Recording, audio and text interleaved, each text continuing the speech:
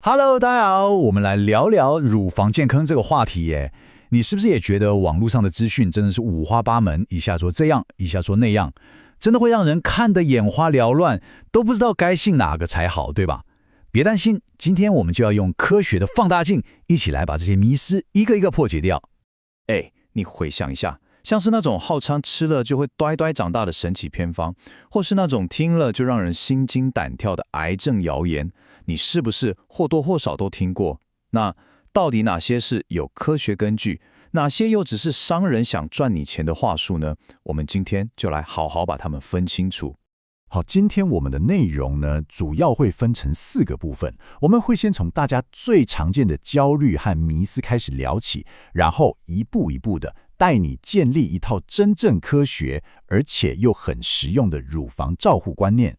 没错，其实很多女生都会有这些跟乳房有关的焦虑，这真的很正常。但我们要知道，真正的答案绝对不是藏在那些花俏的广告词里面，而是在扎扎实实的科学研究当中。OK， 那我们就直接切入重点，先来聊聊大家最好奇的丰胸迷思吧。那些号称能让胸部2次发育的秘方，到底是真的还是假的？讲到丰胸青木瓜这3个字，应该是大家马上会想到的吧？尤其是什么青木瓜炖排骨之类的。但是说真的，它有这么神奇吗？我们来看看科学是怎么说的。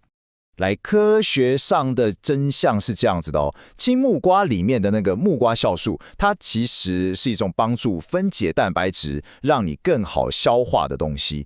它跟我们身体的荷尔蒙一点关系都没有，所以更不可能去刺激乳腺长大。那有些人会说，可是我喝了之后，真的感觉胸部胀胀的耶。那种感觉通常只是因为中药调理改善了你的气血循环，或者是月经来之前的正常生理反应啦，并不是你的胸部真的永久升级咯。好，那吃了食物没用，我们换一个。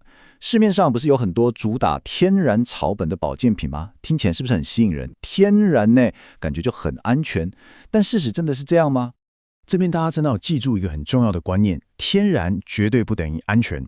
像是这个白高科，它还有个名字叫泰国野葛根，它里面含有活性非常非常强的植物雌激素。如果你在不了解自己身体状况下乱吃，会严重打乱你体内原本的内分泌平衡。更可怕的是，如果你本身就有子宫肌瘤或是乳房的纤维瘤，吃这些东西就好像在帮你的肿瘤施肥一样，真的非常危险。而且这真的不是在吓唬大家哦。你看哦，根据日本官方的统计，光是从2012年到2017年这短短几年间，就有高达223件是因为吃了野葛根的保健品而受害的案例，从月经失调、不正常出血到肝功能受损的都有。所以这件事绝对不能开玩笑。OK， 既然吃的保健品都可能没用，甚至有风险，那我们靠自己努力总行了吧？做重训，多按摩，这样总能让胸部变大了吧？我们继续看下去。哇，这句话说的太好了，完全是重点。我们乳房的大小主要是由天生的基因还有脂肪的量来决定的。你做重训练的是乳房底下的那块胸大肌，肌肉变厚实了，的确可以把胸部往上往外推，视觉上看起来会更挺拔更好看。但运动本身并不会让你的乳腺或脂肪变多。反过来说，如果你做的重训是搭配全身性的减脂，那胸部的脂肪当然也可能跟着流失，罩杯反而有可能会变小哦。好，刚刚我们聊了很多关于尺寸的迷思，那接下来我们要来谈一个更严肃，但我觉得也更重要的主题，那就是关于乳房的疾病跟癌症，我们到底该怎么去正视它，而不是每天都活在恐惧当中。我知道，这应该是很多女生心里最大的恐惧。只要胸部有点痛，或是不小心摸到一个硬块，哇，那个警报器就马上在脑中大响。不过先冷静，我们先别自己吓自己，来看看真实的数据是怎么说的。你看哦，直接看数据最准。在临床上，有高达90%的乳房肿块其实都是良性的，像是很常见的纤维腺瘤或是水瘤等等。所以，当你摸到硬块的时候，第一步绝对不是上网乱查吓自己，而是赶快去找专业的医师检查，把状况搞清楚。那乳房疼痛呢？其实啊，它超级普遍的，大概有70%的女性都曾经历过。但是真正跟乳癌有关的疼痛啊，比例其实非常非常低。大部分的痛都跟月经周期有关，是荷尔蒙波动引起的正常生理现象。通常月经来了之后，它自己就会慢慢缓解了。好，那讲到检查，很多人就会开始担心了。那个乳房摄影听说辐射很强，很危险吧？我去做个超音波应该就够了吧？真的是这样吗？我们一起来厘清一下。来，这个数字大家一定要记住，乳房 X 光摄影是目前全世界唯一公认能够有效降低乳癌死亡率的筛检工具，最高可以降低41%，这么多。为什么呢？因为它可以看到超音波很难发现的微小钙化点，而这就是很多零期原位癌的典型特征。也就是说，它能帮我们在癌症还是宝宝的时候就把它抓出来。很多人听到辐射就怕，但我们来比比看哦。做一次乳房摄影的辐射剂量，其实比我们平常生活在自然环境里1年下来从大自然接收到的背景辐射量的1半都还要少。所以为了能够早期发现癌症，这个风险可以说是微乎其微。拿到报告看到上面有红字也先不要慌，我简单跟大家说一下这个 BIRADS 分级哦。0级呢不是有问题，只是照片没拍清楚，回去补拍就好。3级代表恶性的几率非常非常低，小于2%，只要定期追踪观察。那即使是到了4级的可疑异常，它也只是建议你做切片来确认一下。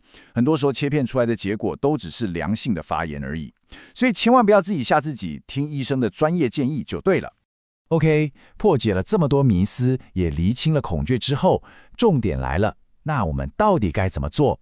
接下来就让我们一起来看看一个主动、积极，而且完全基于科学的照护计划该怎么为自己的健康把关。其实方法真的很简单，我们可以把它归纳成3个生活中的好习惯。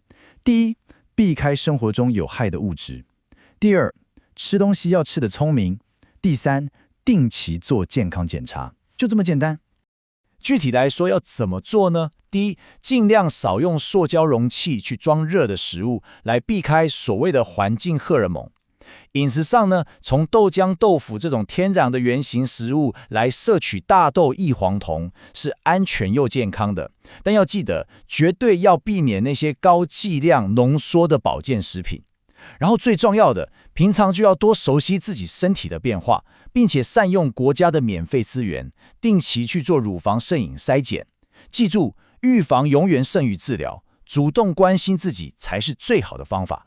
所以你看，今天聊了这么多，其实最重要的观念就是，与其去依赖那些号称速效的商业偏方，或是每天活在对疾病的未知恐惧当中，不如我们把健康的主导权牢牢地拿回自己手上，用知识和科学为自己打造一个最坚固的防护网。